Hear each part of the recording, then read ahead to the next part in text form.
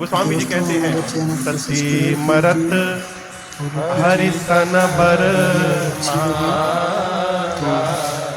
जन्म जन्म शिव पद मृत्यु समय माँ ने भगवान श्री हरि से वरदान मांगा, प्रभु अगले जन्म में भी मैं बाबा के ही चरणों की दासी बनूं।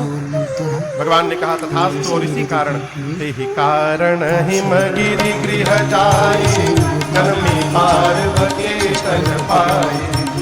कारण हिमगिरि गृह जाए जन्मी पार्वती तन पाए। सोह शैल गिरिजा गृह आए जन राम भगत के पाए। सोह शैल गिरिजा गृह आए जन राम भगत के पाए। इसी वरदान के कारण सती मैया का शरीर शांत हुआ और उनका अगला जन्म हिमांचल महाराज के घर में मां पार्वती के रूप में हुआ है। आइए एक बार भाव श्रद्धा से बोलिए पार्वती मैया की जय। पार्वती मैया का जन्म हुआ। नारद जी महाराज पहुंचे हिमांचल जी के घर। हिमांचल जी ने पांव पखारा, पूजन किया, श्रेष्ठ आसन पर पधराया और नारद जी से बोले, मुनिवर आप त्रिकालदर्शी हैं, सर्वत्र आपकी गति है। आप मेरी बेटी की हाथ की रेखाओं को देखकर इनमें क्या दोष गुण है वो कृपा करके बताइए। नारद जी मैया का हाथ देखे और मुस्कुरा कर बोले, कह मुनि बिहसी गूढ़ मृदुबानी असुता तुम्हार सकल गुण खानी। महाराज आपकी बेटी समस्त सद्गुणों की खान है। इनका नाम उमा अंबिका भवानी होगा। इनका सौभाग्य अखंड होगा। संसार की देवियां आपकी बेटी के नाम का स्मरण करके जीवन में पातिव्रत धर्म का पालन करेंगी। आपकी बेटी की सर्वदा पूजा होगी। आपकी बेटी के कारण आपको यश की प्राप्ति होगी। महाराज नारद जी सब बताए। हिमांचल जी बोले, हम तो दोष पूछे थे पहले, कहु सुता के दोष गुण। नारद जी बोले, होगा तब ना बतावेंगे। बेटी में तो नहीं है महाराज, लेकिन इनके जो पति होने वाले हैं ना, उनमें थोड़ा थोड़ा दिखाई दे रहा है। कहिए तो उनका बता दे। हिमांचल जी बोले, बताइए। नारद जी बोले, नोट करते जाइए।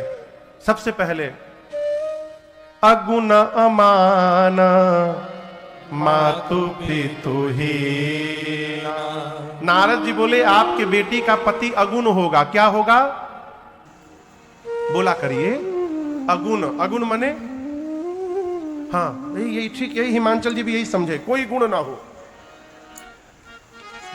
बात वो नहीं होती जो कही जाती है, बात वो होती है जो सुन के समझ ली जाती है।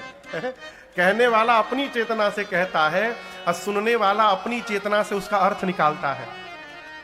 पिताजी नहा रहे थे बाथरूम में, छोटा बेटा 8 साल का बाथरूम का दरवाजा सरकार खटखटाया, कहा पिताजी अंकल आए हैं।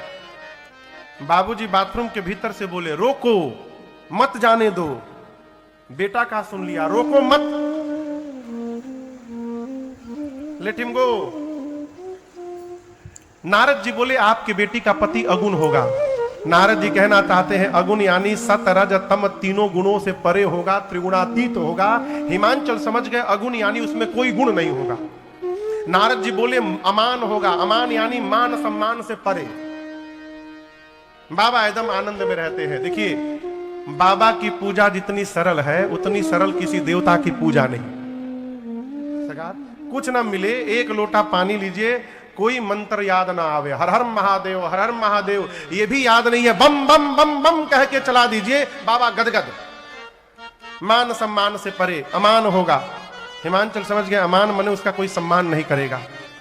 नारद जी बोले माँ तो पितु ही ना, उनके माता पिता नहीं है। हिमांचल जी पूछे मर गए क्या? बोले मर गए नहीं, थे ही नहीं, प्रारंभ से ही नहीं थे। उदासीन होगा, संशय रहित होगा। हिमांचल जी सर पकड़ के बैठ गए, बोले क्या बोल रहे हैं आप? नारद जी बोले असली तो अभी बोला ही नहीं हूं। बोले असली मतलब और भी बचा है क्या? बोला और असली अभी बाकी है। बोले वो क्या है?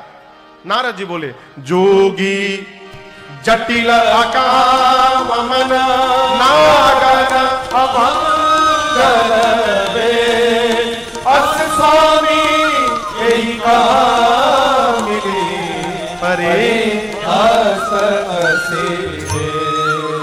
नारद जी बोले आपके बेटी का पति जोगी होगा। जोगी समझ रहे हैं ना आप? समझिए आप अपने लड़की के लिए लड़का देखने गए किसी के घर में, लड़के घर में आप बेटा देखने गए, लड़का देखने गए, बाहर चाय पी रहे हैं और तब तक लड़का जोगी का वेश बना के सारंगी लिए बजाते हुए निकले। आप विवाह का बात करिएगा कि भागिएगा वहां से। नारद जी बोले आपकी बेटी का पति जोगी है, उसकी विशाल जटाएं हैं। हिमांचल जी बोले अरे बाप रे बाप। नारद जी बोले असली अभी नहीं बताया हूं। हिमांचल जी बोले इसके बाद क्या बचा है? नारद जी बोले नंगा रहता है, कुछ नहीं पहनता, नगन अमंगल वेश बनाकर घूमता है। और ये सब मैं अपने मन से नहीं बोल रहा हूं, आपकी बेटी की हाथ की रेखाएं ऐसा बता रही है। हिमांचल जी नारद जी को थोड़ी किनारे ले गए, जाकर बोले कोई उपाय है? हिमांचल जी नारद जी पूछे कैसा उपाय? हिमांचल जी बोले दूल्हा बदलने का कोई उपाय रखे हैं आप? नारद जी बोले कह मुनि सहिमवंत सुनु, जो विधि लिखा लीला, देव धनुज नर नाग मुनि को न मेट निहार।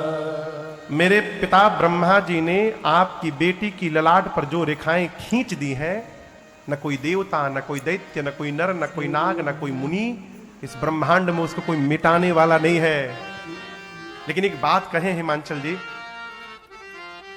जे जे बर के दोष बखाने, ते सब शिव पहि मैं अनुमान। मैंने जो जो लक्षण वर के बताए हैं, ये सारे के सारे लक्षण केवल और केवल शंकर जी में विद्यमान है। और हिमांचल जी यदि आपकी बेटी का विवाह भगवान शिव से हो गया तो आपकी बिटिया का कल्याण हो जाएगा। हिमांचल जी पूछे ये संभव कैसे होगा? नारद जी बोले यही बताने के लिए यहां पर आया हूं। जो तप करे कुमारी तुम्हारी, जो तप करे कुमारी तुम्हारी, फिर भावी हूं मेटे सकहीं त्रिपुरारी, भावी हूं मेटे सकहीं त्रिपुरारी। यद्यपि बर अनेक जग माही, यद्यपि बर अनेक जग माही, परंतु एही कहाँ शिव तजे दूसर नाही, एही कहाँ शिव तजे दूसर नाही, एही कहाँ शिव तजे दूसर नाही। नारद जी ने कहा महाराज वर तो संसार में अनेक हैं, परंतु आपकी बिटिया के लिए महेश को छोड़कर दूसरा कोई वर नहीं है।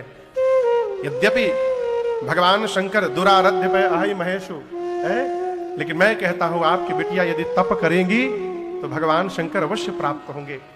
अगले दिन प्रातः काल मां पार्वती अपने माता पिता को प्रणाम करके छोटी सी अवस्था में वन में जाकर मां ने इतना कठोर तप किया है, आकाशवाणी हुई असतपका उनकी न भवानी भय अनेक धीर मुनि ज्ञानी। हे भवानी यहाँ पर दर्शन करिए। अभी पार्वती